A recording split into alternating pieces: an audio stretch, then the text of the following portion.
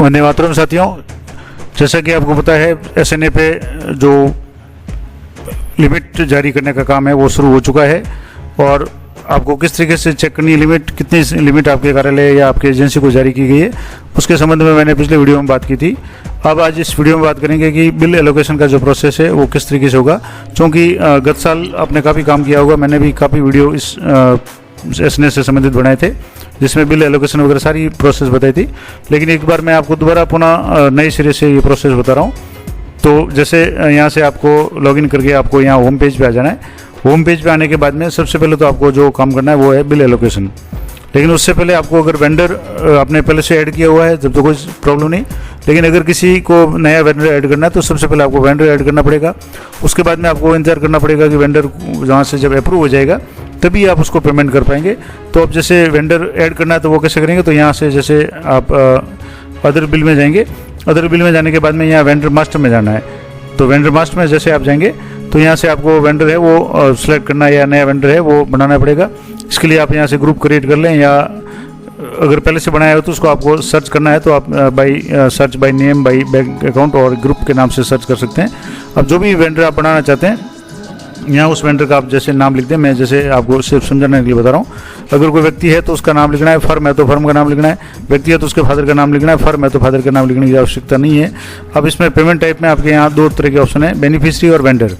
अगर कोई व्यक्ति है या कोई जैसे स्टूडेंट है, किसी को फीस वगैरह का या CWSN स्टूडेंट है या अन्य कोई पार्टी है जो व्यक्तिगत रूप से, तो उसको बेनिफिशियरी ग्रुप में ऐड करना है। और अगर कोई फर्म है, जैसे कोई दुकान है जहाँ से आपने सामान वगैरह खरीदा है या ऐसा कुछ है, तो उसको वेंडर ग्रुप में आपको ऐड करना है। तो एक तो ये हो गया कि आपको बेनिफिशियरी और वेंडर दोनों में अंतर करना है। और वेंडर का मतलब हो गया कि जो एक तरह से विक्रेता है या दुकान वगैरह है उसको करना है। और किसी स्टूडेंट या किसी व्यक्ति विशेष को आप अगर पेमेंट कर रहे हैं तो वो बेनिफिशियरी में आ जाएगा।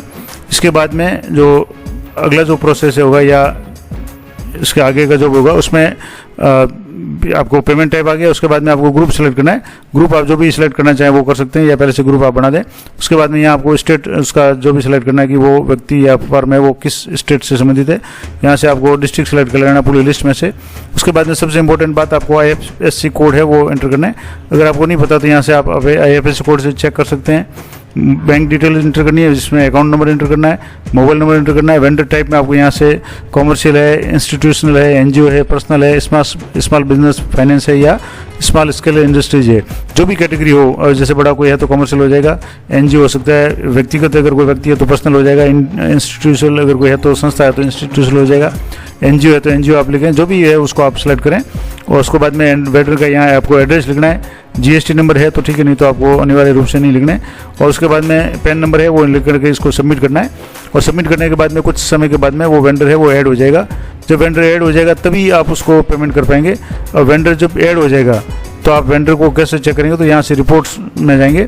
और रिपोर्ट्स में जाने के बाद में यहाँ से जैसे जो भी रिपोर्ट्स है इसमें एजेंसी रिपोर्ट्स में इसमें वेंडर रिपोर्ट जो है वो आपको चेक करनी है। तो यहाँ से वेंडर से संबंधित जो भी रिपोर्ट है वो आप देखेंगे। तो वेंडर रिपोर्ट में जाकर के आप पता कर सकते हैं कि वेंडर ऐड हुआ या नहीं हुआ। उसके बाद आगे का जो प्रोसेस आपको करना है, अगर मान लो गत साल आपने किसी से बिल लिया था तो उसको वेंडर के रूप में ऐड कर दिया होगा, तो अब आपको दोबारा उसको ऐड करने की आवश्यकता नहीं है। तो अब जैसे मैं एक बिल एलोकेट करके आपको बता देता हूँ, क्योंकि ये जो भी जिसको भी पेमेंट करना है उसका पहले से ही रजिस्ट्रेशन हो चुका है, यानी उसको बेनिफिशियरी बनाया पहले गत साल ही बना दिया था। तो उसको सर्च करेंगे तो अकाउंट से सर्च करें या नेम से करें वो मैं आगे बताऊंगा। तो सबसे पहले आप यहाँ जैसे बिल एलोकेशन में जाएंगे तो यहाँ से आपको बिल एलोकेशन सेलेक्ट करना है। अगर आप मॉडिफिकेशन करना चाहते हैं किसी बिल में, आप उसको डिलीट वगैरह करना चाहते हो तो यहाँ बिल मॉडिफिकेशन सेलेक्ट कर लें। अब जैसे यहाँ एलोकेट में कर रहा हूँ तो एलोकेट में आपको यहाँ से वेंडर पेमेंट करना है या अन्य कोई है जैसे ई एडवाइस है, रिफंड वगैरह है वो है, तो आप जैसे वेंडर को पेमेंट करना है तो वेंडर सेलेक्ट कर लें। सब टाइप में आपको इसमें कुछ नहीं करना है। इसके अलावा मंथ है अक्टूबर हो जाएगा, पे ईयर 2023 हो जाएगा। डेट है आपको कैलेंडर से सेलेक्ट करनी है। कई बार कैलेंडर से डेट सेलेक्ट नहीं करके सीधी करेंगे तो आगे का प्रोसेस नहीं हो पाएगा। तो जैसे मैं यहाँ से कैलेंडर से डेट सेलेक्ट कर रहा हूँ। उसके बाद में यहाँ बिल नंबर, अभी जैसे 3 बिल हो गए तो मैं चौथा नंबर दे देता हूँ। अगर आप 1 नंबर है तो आप 1 दे सकते हैं, 2 दे सकते हैं, जो भी है। उसके बाद में बिल नेम, आप किसको पेमेंट करना चाहते हैं। तो यहाँ से अगर आपने वेंडर बनाए हुए तो ये पूरी लिस्ट जो भी वेंडर गत साल बनाए हुए थे वो सारे यहाँ से हो जाएंगे। तो यहाँ से मैं एक वेंडर को सिलेक्ट कर रहा हूँ जिसको पेमेंट करना है। यहाँ से मैंने वेंडर सेलेक्ट कर लिया। उसके बाद में यहाँ जो स्कीम नेम है उसमें आपके समग्र शिक्षा आरजे आ जाएगा, और ये आ गया कि bill details added successfully. Submit पे आप जैसे क्लिक करेंगे तो ये बिल रजिस्टर्ड हो गया। अब आगे आपको प्रोसेस क्या करना है, तो इसमें आपको दूसरा जो ऑप्शन है उसमें जाने के बाद में आपको यहाँ जैसे अदर बिल में जाएंगे और वेंडर में और वेंडर प्रोसेस में जाना है। और वेंडर प्रोसेस में जाएंगे उससे पहले आपको काम करना है कि जो भी सीबीओ कार्यालय से स्वीकृति जारी हुई है उसी के अनुपात में आपको उसी के आधार पर अपने कार्यालय का स्वीकृति आदेश जारी करना है कि सैंक्शन जारी करनी है कि इस मद में इस पेमेंट वेंडर को पेमेंट करने की स्वीकृति प्रदान की जाती है। और वो स्वीकृति के नंबर है वो आपको यहाँ लिखने पड़ेंगे, डेट लिखनी पड़ेगी। तो अब जैसे मैंने बिल एलोकेट कर दिया तो यहाँ जैसे वेंडर प्रोसेस में आ गए बिल ये 2023 मंथ अक्टूबर, यहाँ बिल नेम में आपके जैसे अभी जिस वेंडर को सिलेक्ट किया तो वो आ जाएगा। बिल नंबर अभी जो 4 नंबर थे तो जैसे 28/4 ये हो गया। अब यहाँ सैंक्शन नंबर आपने जो भी कार्यालय की सैंक्शन नंबर है, जिस सैंक्शन नंबर से आप उसको पेमेंट करना चाहते हैं वो सैंक्शन नंबर यहाँ आपको एंटर करना है। और सैंक्शन नंबर जैसे यहाँ जो भी है वो आपको यहाँ एंटर करना है। किस तारीख को सैंक्शन जारी की वो आपको एंटर करनी है। तो यहाँ से जैसे मैंने 10 तारीख को ये सैंक्शन जारी कर दी थी। अब इसके बाद में यहाँ सर्च के 2 ऑप्शन है, एक तो बाई नेम है और by account number. By name में क्या समस्या हो सकती है कि एक ही नाम के कई आदमी हो सकते हैं जिनके अलग अलग अकाउंट हो सकते हैं, अलग अलग वेंडर हो सकते हैं। तो अगर आप नेम से सर्च करेंगे तो हो सकता है किसी और को पेमेंट हो जाए। तो कोशिश करें आप बैंक अकाउंट से सर्च करें। तो अब यहाँ आपको बैंक अकाउंट नंबर है इनके ये एंटर करने हैं। तो मैं यहाँ जो भी इसके बैंक अकाउंट नंबर है वो एंटर करके आप बताता हूँ। और बैंक अकाउंट से है वो आसानी से वो वेंडर है वो पहचान में आ जाएगा। तो यहाँ जैसे ही आप बैंक अकाउंट नंबर यहाँ एंटर करेंगे तो यहाँ इस तरीके से नीचे है वो नाम आ जाएगा। अब जैसे मैंने पूरे बैंक अकाउंट डाल दिए तो यहाँ नीचे नाम आ रहा है। तो इस व्यक्ति को आप या वेंडर को सिलेक्ट कर लें। यहाँ जैसे ही आप सेलेक्ट कर लेंगे तो ये वेंडर है वो सिलेक्ट हो गया। अब इसमें जैसे यहाँ सेलेक्ट करने के बाद में आगे जो ऐड कंपोनेंट वगैरह का ऑप्शन आना चाहिए लेकिन नहीं आ रहा, तो हो सकता है कुछ साइट प्रॉब्लम हो। तो इसके लिए आपको दोबारा थोड़ा सा इसको मैं एक बार थोड़ा सा वापस इसको बैक या कर सकता हूँ। अब जैसे ये आ गया, नाम सेलेक्ट कर दिया या अकाउंट से कर दिया, सेलेक्ट करते ही यहाँ वेंडर का नाम आ गया और इसके अलावा मोबाइल नंबर आ गए, बैंक अकाउंट नंबर आ गए। इसको आप अच्छी तरह से चेक कर लें, अमाउंट कितना आपको पे करना है तो वो अमाउंट यहाँ से आप सेलेक्ट कर लें। अब जैसे इनको जो भी पेमेंट करना है मैंने यहाँ पेमेंट लिख दिया, अमाउंट लिख दिया। वर्क ऑर्डर नंबर यानी सैंक्शन नंबर आप इसको दोबारा यहाँ से लिख सकते हैं। तो ये मैंने एक बार दोबारा इसको सैंक्शन ऑर्डर लिख दिया। अब इसको आपको सबमिट करना है। तो डाटा सफलतापूर्वक संरक्षित हो गया, डाटा सेव सक्सेसफुली यहाँ आ गया। अब यहाँ आने के बाद में आपको ऐड कंपोनेंट पे जाना है कि ये जो भी बजट या जो भी आपने बिल लिया है, यहाँ जैसे यहाँ वेंडर का नाम आ गया, अकाउंट का नाम आ गया, उसके ब्रांच कौन सी है, कितना अमाउंट है, नेट अमाउंट कितना है। अगर इसमें कुछ डिडक्शन ऐड करना चाहे तो वो ऐड कर सकते हैं, जीएसटी वगैरह अगर कोई काटना है तो, नहीं तो आप इसमें कंपोनेंट ऐड कर दें। अब इस बार जो विशेष बदलाव हुआ है वो मैं आपको बता दूं कि कंपोनेंट के मामले में पिछली बार बहुत सारी पूरी लिस्ट शो होती थी, उसमें से कंपोनेंट को खोज पाना भी बहुत मुश्किल काम था। लेकिन इस बार जो भी सैंक्शन जारी हुई है लगभग वही कंपोनेंट है वो शो हो रहे हैं। पिछली वीडियो मैंने आपको बताया था कि कुछ कंपोनेंट जिनकी कंपोनेंट और सब कंपोनेंट जिनकी लिमिट जारी की गई है या अमाउंट सैंक्शन किया गया है वही लिस्ट इसमें शो हो रही है। तो यहाँ भी आप देखेंगे तो यहाँ जैसे यूथ क्लब है, कंपोजिट स्कूल ग्रांट है, मोबिलिटी सपोर्ट है और funds for safety security sports और ये कंपोजिट स्कूल ग्रांट और यूथ एंड इको क्लब, ये लिमिटेड जो है वही शो हो रहे हैं, सारे शो नहीं हो रहे हैं। तो ये बहुत अच्छी बात है क्योंकि पिछली बार ये पूरी लिस्ट शो हो रही थी तो इसमें बड़ी समस्या थी कि उसको जो भी कंपोनेंट को खोज पाना भी काफ़ी मुश्किल काम था। तो इस बार ये समस्या नहीं है। तो अब जैसे यहाँ CSG का है स्कूल कंपोजिट ग्रांट, तो यहाँ से ये सिलेक्ट कर लें और यहाँ जितना अमाउंट है वो अमाउंट भर दें, जितना पेमेंट आप करना चाहें। तो यहाँ से मैंने जैसे अमाउंट भर दिया, उसके बाद में यहाँ सबमिट पे क्लिक करना है। तो आ गया कि कंपोनेंट ऐड सक्सेसफुली। अब ये कंपोनेंट ऐड सक्सेसफुली हो गया। अब आपको क्या करना है, इस बिल को फॉरवर्ड करना है। अब फॉरवर्ड करते समय कई लोगों की समस्या आ सकती है, वो मैं आपको बता दूं। यहाँ से जैसे ऑथराइजेशन में जाएंगे तो कई लोगों को तो यहाँ फॉरवर्ड का ऑप्शन आ रहा होगा, लेकिन यहाँ फॉरवर्ड का ऑप्शन नहीं आ रहा है। यहाँ ऑथराइजेशन है, SNA बैंक अकाउंट अपडेट है, व्यू बिल स्टेटस है, डिजिटल सिग्नेचर जिसमें आप डॉक्यूमेंट अगर अपलोड करना चाहें, जो बिल आपने अभी या जो भी पेमेंट आप किया है किसी वेंडर को उसका बिल है वो आप यहाँ से डॉक्यूमेंट अपलोड में जाकर के अपलोड कर सकते हैं।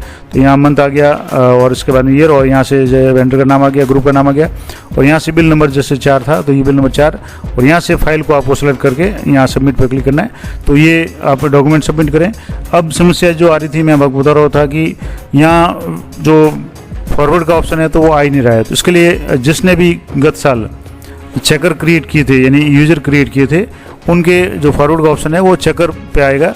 तो आपको चेकर को लॉगिन करना है। तो वो चेकर को मैं लॉगिन करके आपको बताता हूँ। उसके बाद का आगे का प्रोसेस जो बिल फॉरवर्ड का वो किस तरीके से होगा, तो मैं चेकर लॉगिन करके आपको बताता हूँ।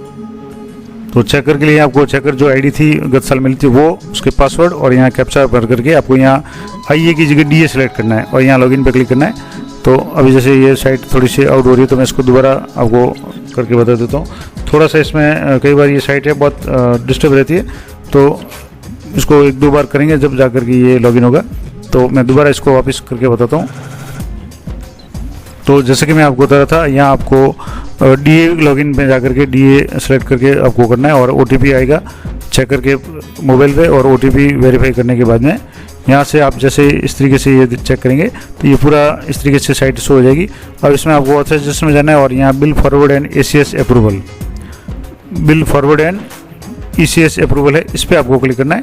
अब जो सॉफ्ट कॉपी वाला मामला था वो नहीं है। अब जैसे यहाँ आपके जो भी नंबर है वो होंगे, यहाँ आपको जनरेट ओटीपी पे क्लिक करना है। तो 5 मिनट के अंदर अंदर आपको ओटीपी है वो आपके जो भी प्राप्त होता है वो आपको एंटर करना है। तो अब जैसे ओटीपी आ गया तो मैं ओटीपी एंटर कर रहा हूँ। यहाँ ओटीपी आपको एंटर करने के बाद यहाँ से जैसे यहाँ जो इस बॉक्स पे क्लिक करके आप ओटीपी यहाँ एंटर कर लें। उसके बाद जैसे ये ओटीपी एंटर करिए, उसके बाद सबमिट पे क्लिक करना है। तो जैसे सबमिट पे क्लिक करेंगे यहाँ रेफरेंस नंबर आ जाएंगे, वेंडर पेमेंट आ जाएगा, ग्रुप का नाम आ जाएगा, ग्रॉस अमाउंट कितना है, नेट अमाउंट कितना है, पेमेंट टाइप में बेनिफिशियरी, ऐड कंपोनेंट पहले से आप कर चुके हैं तो करने की जरूरत नहीं है। अब आपको वैलिडेट पेमेंट पे क्लिक करना है।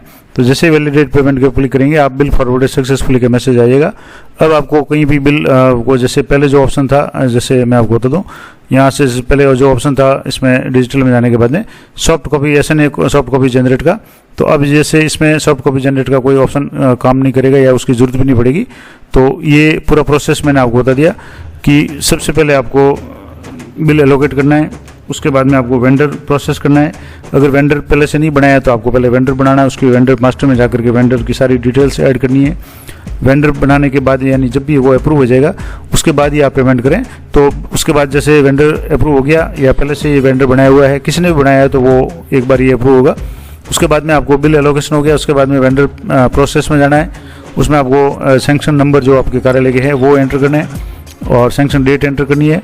उसके बाद सबमिट करना है। उसके बाद आपको जो भी कंपोनेंट है वो ऐड करना है और कंपोनेंट ऐड करने के बाद में आप चाहें तो उसमें जो भी डॉक्यूमेंट अपलोड है वो आप कर सकते हैं। उसके बाद में आपको इसको बिल को फॉरवर्ड करना है और ईसीएस अप्रूवल वाला जो ऑप्शन है वो करना है। और वो ऑप्शन अगर आपने चेकर क्रिएट किया हुआ है गत साल तो आपके चेकर लेवल पे होगा, नहीं तो आपके मेन जो भी लॉगिन है, जो आईए लॉगिन है उसी में शो हो जाएगा। तो वो करके आप इस बिल को फॉरवर्ड कर रहे हैं। उसके बाद में बिल स्टेटस में जाकर के आप चेक कर सकते हैं कि बिल है वो पास हुआ या नहीं हुआ या ईसीएस हुआ या नहीं हुआ। तो वो सारी जानकारी मैं अगली वीडियो में दूंगा कि बिल की क्या कंडीशन है। तो ये पूरी प्रोसेस मैंने आपको लाइव करके बता दी कि किस तरीके से आपको जो नए वित्तीय वर्ष में यानी इसी साल किस तरीके से ये प्रोसेस पूरा करना है, किस तरीके से आपको जो बिल है वो बनाने हैं। आशा करता हूँ ये जानकारी आप लोगों को भी रहेगी। इस तरह की अपडेटेड जानकारी के लिए चैनल पर बने रहें। मिलते हैं नेक्स्ट वीडियो में, तब तक जय हिंद जय भारत।